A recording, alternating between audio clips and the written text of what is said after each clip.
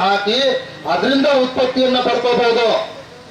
ಕೆಇಬಿನಲ್ಲಿ ಬಹಳಷ್ಟು ಜನ ನನಗೆ ಪರಿಚಯಸ್ಥರನ್ನ ನಾನು ವಿಚಾರ ಮಾಡಿದಾಗ ಇದ್ದಾರೆ, ಹೆಚ್ಚಿನ ರೀತಿಯ ಹಣಕ್ಕೆ ಕೊಡ್ತಾ ಇದ್ದಾರೆ.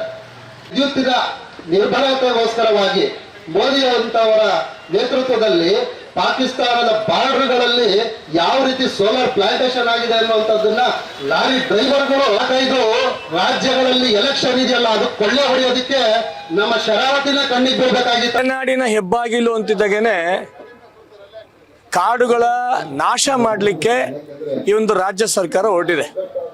ಶರಾವತಿ ಪಂಪ್ಡ್ ಪ್ರಾಜೆಕ್ಟ್ ಯಾರಿಗೂ ಕೂಡ ಬೇಡವಾದಂತ ಒಂದು ಪ್ರಾಜೆಕ್ಟ್. ನಾವೆಲ್ಲರೂ ಕೂಡ ಯಾವ್ದಾದ್ರು ಕಾಡಿನಲ್ಲಿ ಒಬ್ಬ ರೈತ ಒಂದು ಸಣ್ಣ ತುಂಡು ಮರದ ತುಂಡು ತಗೊಂಡು ಹೋದ್ರೆ ಅವ್ನಿಗೆ ಕರ್ಕೊಂಡೋಗಿ ಜೈಲಿಗೆ ಹಾಕಂತ ವ್ಯವಸ್ಥೆ ರಾಜ್ಯ ಸರ್ಕಾರ ಕಾನೂನುಗಳಿದೆ.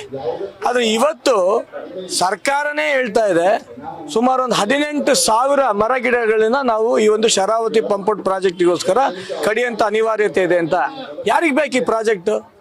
ಈ ಒಂದು ಪ್ರಾಜೆಕ್ಟ್ನಿಂದ ಮಲೆನಾಡಿನ ಸರ್ವನಾಶನ ಮಾಡ್ಲಿಕ್ಕೆ ಹೊರಟಿದ್ದಾರೆ, ಜೋಗಕ್ಕೆ ಆಪತ್ತು ಕುತ್ತು ತರ್ಲಿಕ್ಕೆ ಹೊರಟಿದ್ದಾರೆ.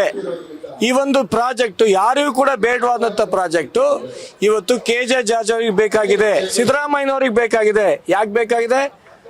4 ರಿಂದ 5 ರಾಜ್ಯಗಳ ಚುನಾವಣೆಗಳಿಗೆ ಇವರು ದುಡ್ಡು ಕಳಿಸಂತ ವ್ಯವಸ್ಥೆ ಈ ಒಂದು ಶರಾವತಿ ಪಂಪ್ಡ್ ಪ್ರಾಜೆಕ್ಟ್ ಇಂದ ಮಾಡ್ಲಿಕ್ಕೆ ಕೊಟ್ಟಿದ್ದಾರೆ. ಯಾವುದೇ ಕಾರಣಕ್ಕೂ ಕೂಡ ಈ ಒಂದು ಪ್ರಾಜೆಕ್ಟ್ ಇಂದ ಮಾಡ್ಲಿಕ್ಕೆ ಮಲೆನಾಡಿನ ಜನ ನಾವು ಬಿಡಲ್ಲ.